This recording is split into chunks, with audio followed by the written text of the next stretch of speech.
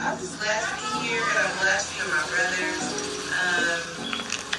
I've been wanting this to happen a long time, but God knows what He's doing, and we just have to trust Him. And I love Him. There's no one else like Him. I've gone through so much this past 3 years, but I yet stand and say there is God. So I am so happy to see all you guys doing well and strong and handsome. And I know that's right. It's the mama. The mama and my dad. Yeah. Yeah. It's just a blessing. It's just a blessing. Hey, look, I've been through so much pain, the storm and the rain. Know it's better days ahead. I wish the sun would shine again. Life ain't always been sugar, so let me make it plain. Family always been the motto, but distance we remain. One sister, 12 boys, still can't believe you're gone. Saw you laying in that casket, reminisce when I was young. You would tell me right my wrongs, the only way to make it right. Learn to put your faith in God, cause it's a calling on your life. I just want you guys to know that the enemy is mad about this. When Mom first talked about coming home for Christmas, I put on Facebook telling the devil's going to get busy, so stay prayed up. That's what I put. And I always tell you guys to stay prayed up because he's angry. He doesn't want to see this union because it's been so long of him trying to tear it down because how strong we are. We don't even know the strength that we have. But I know the lives that we have touched. And I know who my mom and my dad is. And I just love you guys. And I ask that you guys either hear the call. It's either yes or no. Yes or no. Hey, since you angels sent from heaven, and I miss you by the day. Every minute, every hour, conversations on replay. You would tell me not to worry. Everything's gonna be okay. So I'm releasing all this pain while these tears run down my face. We want to thank you for viewing WC McClellan Christian News Show, and today we is so glad you found the time to give us some of your time on today, where God's word will be spoken on this stage. So if you're not looking for that, you might as well go ahead and turn the channel now, because there's only one soul we're looking for, because each one should be able to reach one. So this is what the show is about today. We also want to thank Bishop W.C. McClellan for letting us be a part of his baby. This is his show. We just here just helping to go along with the show. And I am your host on today, Lawrence J. We have a I cannot forget First Lady Doris McClinton of 37th Street Baptist Church. You know I cannot forget about you. We want to also thank the 37th Street family near and far, those that are near and far. You already know y'all everywhere, but we're all in this together. We also have a very special guest that's coming on today on our show, and we want to just give him time to be able to express the testimony that he has in life. We all have one. Everybody has a testimony. Everybody got something to say. We're going to bring him on today, and we're going to make sure that what he says to you may be uplifting in your situation that you may have been going through in life. You never know who we're going to reach on today. But we again want to welcome you to the show where all news is not bad news. God bless you, Doc. It's good to see you. It's good to see you. Yes, indeed. Yes, sir. So we done already chopped it up a little bit. Yeah. So we're gonna just let the world know where you come from, what you're doing, how you're doing it, and where you're going from here. Because we have some young folks that's gonna be viewing today that's maybe a little younger than us. Yeah. So we always want to be able to pass the baton. You know, back in the day, what they used to say, the game is to be told, But not sold.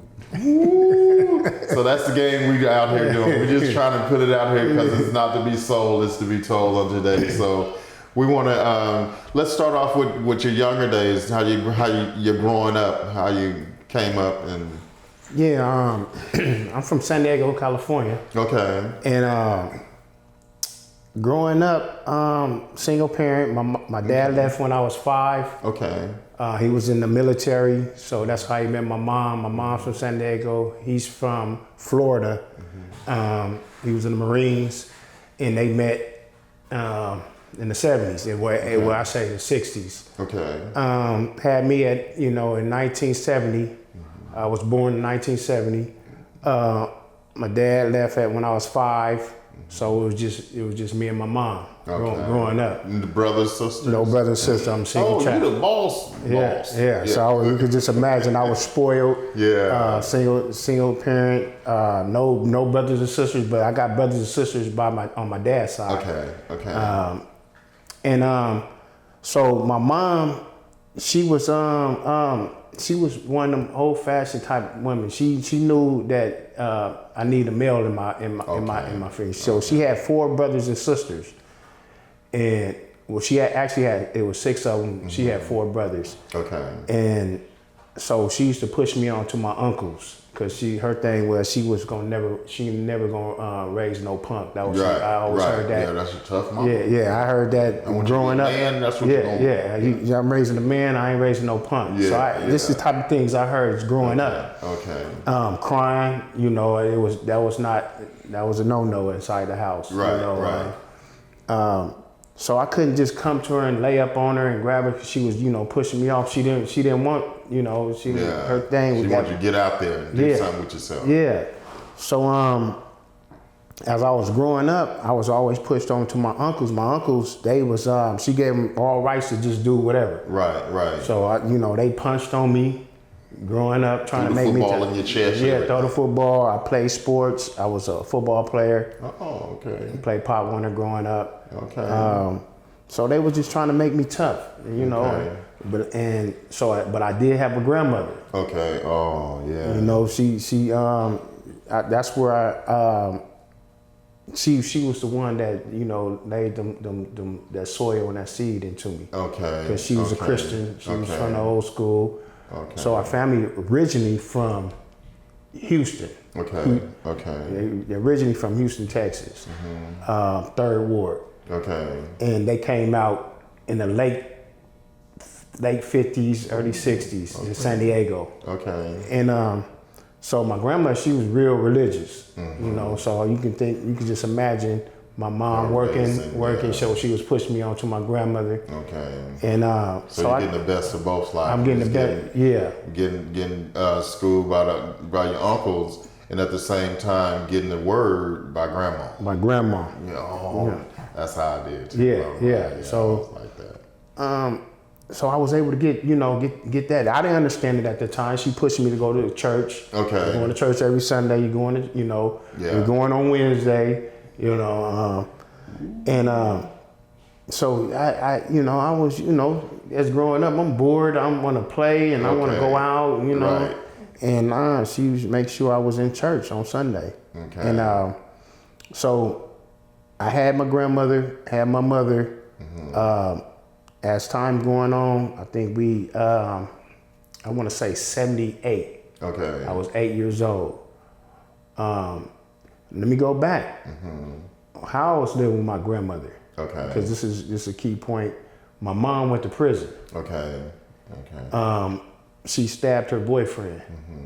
And I understand when my grandmother, from like 4 years old to like 7 years old, my mom, she got back then it was like assault. Okay. But they was trying to, give her, some serious time, but she ended up, it was her first time. So they gave her, so she did some camp time. Okay. I remember going up there as a kid, visiting her. Okay.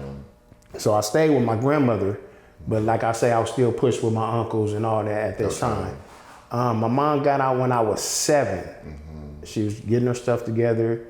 She got a job, and her job, she was working for NCR, National Cash Register. Okay. And they was based out here in San Francisco. So they offer a transfer. Okay. So she moved out here to the Bay Area in 78. So we stayed we stayed off of San Pablo, right behind Flint's Barbecue on 36. And the house, it used to be a house, it was a barbecue spot, then it was a vacant lot, and then it was the house, and we stayed in the house right there on the one-way street, right where the Bay Bridge is at, right there. So you could just imagine at 8 years old till I left when I was 12, right there, the activity I seen in 78 79, 1980. If anybody know what was going on, traffic. So everybody think, I see the youngsters thinking International used to be East 14th is the Hostro. Yeah. No, the original Hostro was on San Pablo. Right. And I was in the middle of it. So I'm seeing everything. I'm seeing the women walk down the street naked. Yeah. At 8 years old. At 8 years old. You know, and so my mom, she was doing good. She was doing good. But then at night, I say around when I got 10. Okay. This is 1980. I can go with the years. Like I was born 1970. Right. So I remember when 1980 I was 10 years old. Okay. So in 1980, they was doing free basing. Okay. I remember the free basing, and it was cocaine, and cocaine was expensive back then. But they found a way to start free basing and doing this stuff. Make it cheaper for everybody. Yeah. And my mom got caught up in that, being in that area, hanging out with the guys that was, partying at the clubs. They had a lot of nightclubs out there on San Pablo. Right. And so my mom got caught up in that stuff. And I seen the change. Okay. The love and caring her to not just like pushing me out to the streets. Now mom's just pushing me out at 10 years old. Okay. To the elements, and not knowing what time it is. Right. Go outside and play. Yeah, while I do mine. While I do my thing. Do yours. Yeah. Okay. So, I remember being scared. Just finding some light. Okay. And me finding light was at either Flint's Barbecue or at the liquor store. Okay.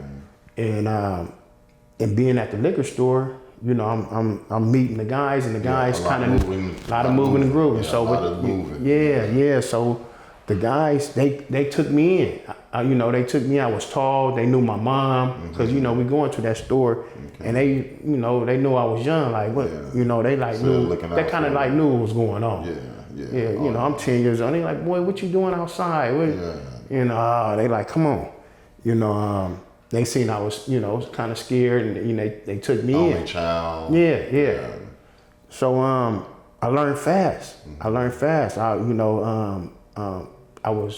didn't know at the time they give me money, feed me, but I was holding packs for them. Right. I'm holding weapons. And, I'm young. Police ain't gonna mess with you. And then the police not gonna mess with you. The police ain't gonna mess with you. Don't even worry about it. They never got bothered. Right. And they knew it. Right. So I seen a lot of fastness. I seen a lot of stuff going on. I just seen a lot. And at a young age, you absorb this stuff. I'm not talking. I'm just looking. I'm just looking and absorbing all this stuff. And at age 12, it was 82. Mom's was off the hook at the time. Lights out, no food, no food. Just everything just went to the, even the whole neighborhood started going down. Living bad. And one day I was walking. My aunt, matter of fact, my aunt lived in San Jose. Her sister moved out there and moved to San Jose, and they was doing good. Okay. So I spent the summer with them. And I came back, and I had my aunt buy me, while I was out there, she bought me a brand new 10-speed. Oh, 10-speed. Yeah, she brought me a brand new 10-speed. And I remember telling my aunt, I want to bring my 10-speed to the home when it's time for me to go home. Yeah. My aunt was like, no. Because I didn't understand what she was saying. No, she like knew what was going on over there. You ain't going to be on that 10 too long. Yeah, and I'm like, got to fight to keep it, man. And that's where I'm about to get down. She's gonna keep the bike on her side. Yeah, okay. But I cried. I cried and cried. Not understanding. Yeah, I'm not understanding. And she eventually let me take my 10-speed home. Okay, now that changed the page, huh? That changed the page. So I take the 10-speed home. I'm happy. I'm riding around, just early in the morning. I'm riding around. And the OGs is looking like, man, that's a quicker package move. Man, so I remember they had an arcade. I don't know if you remember the California Hotel. They had an arcade next to it. Yes, sir. So I used to go to the arcade right there, and I had a lock for my thing. I put it on the lock. So this one day, I can't say this one day. Within 24 hours. Okay. Within 24 hours, brand new 10-speed, and so I play the games, and I'm going out, and they had, I guess, they've been watching me, right? So I made it. I got on the bike. I made it under the bridge. Okay. And 3 guys, they was on some little bikes. And they like, hey, They man, like come them on. 10. Yeah, like, hey, man, come, hey. So I stopped being, not knowing. Like, what's up? And the first thing they do is fire on me. And they started jumping on me trying to get the 10-speed. So I got my leg wrapped inside I'm holding on. I'm not letting this 10-speed go. I'm not letting this 10-speed go at all. I'm holding, they beat me. Kicking me, beating me, they pulling on me. Trying to get that bike. Yeah, they trying to get that bike. And so I'm holding on for dear life. So I ain't even knowing I'm taking a licking. I'm taking a real licking. Not instead of just letting the bike go, I'm taking this licking. I'm not knowing no better. Like, then it goes back to what my uncles was telling me, you gotta fight. You gotta fight, So cars was honking, the older people, like, hey, stop that. Yeah. Cut that out. All that stuff was going on. So they they ended up stopping, ran off. Okay. So I got on my bike, went home, and as I went home, I went in the house, and I rushed in the house to go get a butcher knife. Okay. Yeah, we're gonna take care of this. Yeah. So Mom's, she was in there, and she seen me. She grabbed me. She seen me, and she just looked, and that's when she realized that. She haven't been paying attention to me at all anyway. But she realized that, man, I got my son, my only son. My only son. She said, no, put that knife down. She grabbed me. She said, you're out of here tonight. I'm not gonna lose my only son out here in these streets. Yeah. I'm not gonna do it. I'm sending you back to San Diego. Cause she knows she wasn't doing good. Right. So she she kept that word. I was gone that night. Okay. I was gone that night. She packed me up. I didn't want to go. I wanted to be there with my mom, you know. Right. And she like, nah. And so she shipped me out of there. She got money from my aunt, whatever the case, however she did it. And I was gone. I was gone. Greyhound? Greyhound. Exactly. Greyhound. The Greyhound right around the corner. From over here. Yep. Wow. So on that ride all the way back to San Diego, capturing everything that you know that's going on and what just happened the night before, how was that ride? Because that's like a good little ride. Man, it was At what? Now I'm 12. I'm 12. I'm 12. Okay. It was 82. I'm 12. So I'm by yourself in a lunch by pail, myself with a lunch pail. with a bag lunch. Really, I couldn't afford a lunch pail. Yeah, I ran the bag lunch. The bag lunch. A big bag lunch. Not a little. So how was that ride for you going through that traffic? Not understanding. Just not really grasping what really happened, what's about to happen, why I'm leaving I don't want to leave my mom. I'm the only kid. I don't want to leave my mom, worried about her, like, man. So they sent me back to my grandmother. My grandmother took me in, and with my uncle's help, they start ping-ponging me back from my grandmother to because my grandmother's getting a little older, but she was still like, I can't raise I raise all my kids. You guys grown. I can't, I can't run and catch him like Yeah. So, when I get back, my grandma, she enrolled me in junior high. I'm in junior high, and at that time, junior high started in 7th grade. It was 7th. So she enrolled me in junior high. I'm coming from fast Oakland to slower San Diego. Yeah. San Diego is a Navy town. Every city has their hoods and all that stuff. We lived in the hood, but Oakland was fast, then way faster. The Bay Area is way faster than San Diego at this time, especially at this time. And we're talking about 82, 83. Yeah. So especially in my generation, you know, it was older dudes that was doing everything, but the guys that was in my generation at 12, 13 Was moving. they was moving out here, but they wasn't moving like in San Diego. No. Yeah, they sleep They- at 1 o'clock. yeah. Up here, they up. They the up. bird get the worm. Let the up. bird get Yeah. the word. So I went down there with all the stuff I observed, and I was the guy now. Yeah. I'm turning out the girls, and I You knew how to. coming off the fast lane. Yeah, I come out already the knowing fast how to move. Oh, you too slow. Oh, let me show you Yeah. how to. Oh no, don't do that. This how we go. And so everybody's catching on like, oh, this is a new guy. Yeah. Okay. I knew how to go to the liquor store, stand in front, and get the well, they call them with homeless today, but bums. They was bums back in the day because they had homes. They had homes to go to. Right. You remember back in the day, they had homes. They had nice homes, but they yeah. wanted to hang out at the liquor store, the bums, right? Right. So, and you know them, you know. So I used to always have, you know, extra couple of dollars. Hey, go buy me a night train. Yeah. Or a peppermint schnapps. I knew what not to get the one that wouldn't the smell. Too crazy. Yeah. So it wants to be sniffed out. Yeah, sniffed out. So I'm in junior high, getting the guys a little buzz, and they like, wow. This guy's the man. Yes. And I got the rolled up joints. So they was happy that you came by. it was that. So I'm moving fast and not even knowing it. Not even knowing at a young How long age. that last for you? It lasted. It lasted. I was the popular. I ended up being popular. Okay. You know, I ended up being popular from junior high, and it moved on to. We're gonna move on to like 85, 86. So I'm 15, 16. So you gotta think. I came back at 12. And You I did 4 years already. did 4 years. Introducing. So So now you're in high school? I didn't move to high school now. Okay, so you're in high school. I'm in high school, and I'm this fast where I found a high school where it is in my neighborhood that it started at 9th grade, because back then it was 7th to the 9th in junior high. But I'm like, no. So the guys that I went to school with, they was like, I'm staying in junior high, I want to graduate. I'm like, man, forget that graduation. I'm going to high school where the big people at.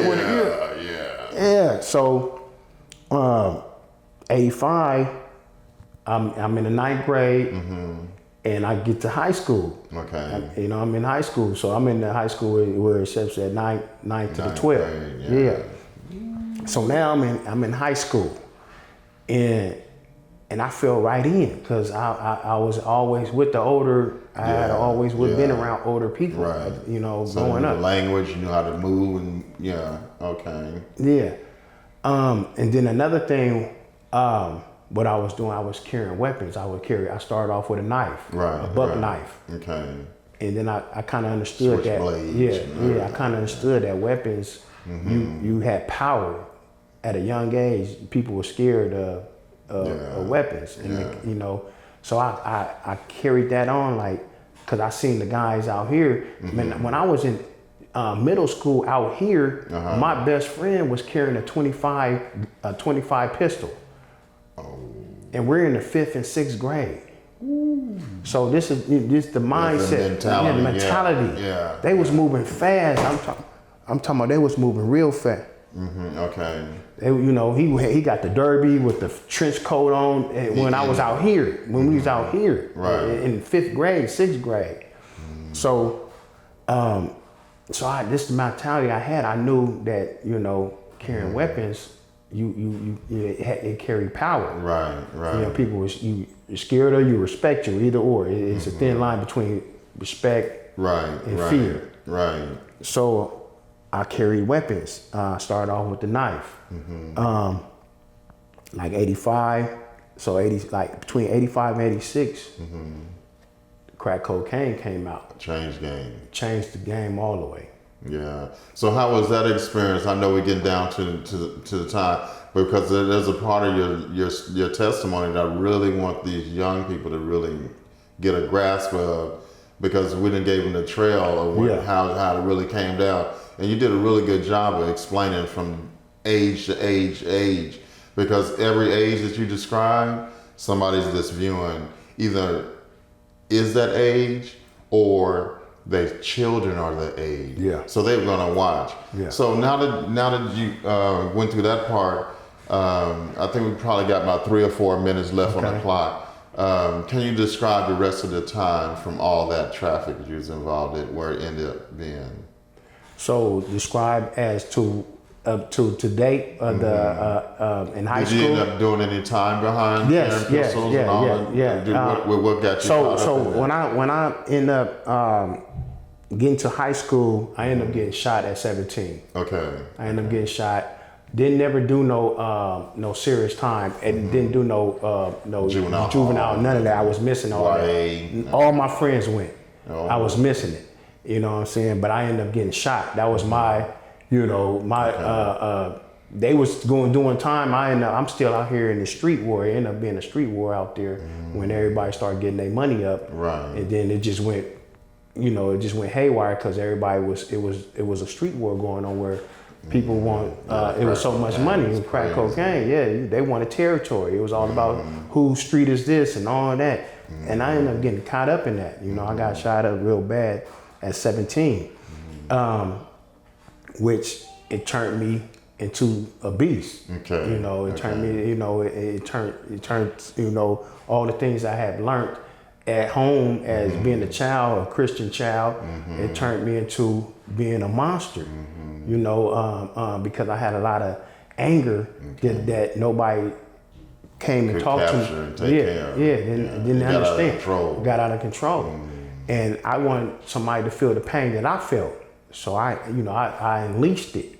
You know what I'm saying? I want you to feel what I felt. Yeah. You know what I'm saying? So so that was, that's how a lot of that stuff came about from the path I was going because I was in them streets. Right. You know what I'm saying? And being in them streets, it's either jail, death, or you harming somebody or, or insanity. Yeah. Wow. Yeah. So did you end up getting some more time? We got like 2 more minutes to go, but we're gonna have him back on the show because we know this is a long trail, but we want to make sure that you get the full story and not just part of the story. So we want to make sure that we will have you back on the show for sure to do a part 2 on it. Just summing it up in a minute. I hate that we had to move so fast because the core of the problem, the situation was I did 30 years in prison.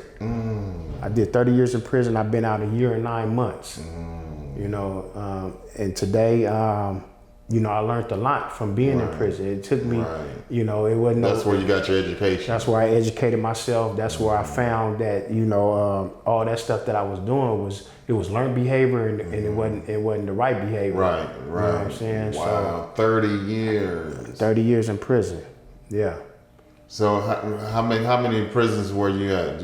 I was at all through California. Calipat, Folsom, Salinas Valley, Lancaster, Tehachapi. I was on a level 4 for 24 years out to 30. And maximum security. It took me a minute to really figure it out. I took that same mentality I had on the street into the prison situation, Oh, wow. We're going to be tuning back in with you to continue this there story that you do not want to miss. May God bless and may God keep you. This is Pastor Lawrence J. And we want to again let you know all news is not bad news. All right.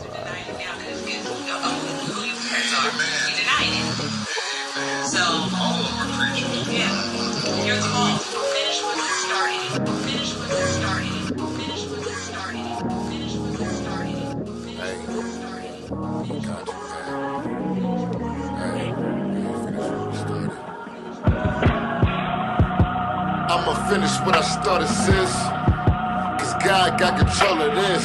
Tryna keep it with the Joneses is evident. Devil, he don't wanna see us win cause we heaven sent. Big bro hit me up and said we needed this. I'm at the bank, I call you back, he told me that assist. She got a message for us, bro, I know we got a hit. Hung up the phone, we hit the stool and we came up with this.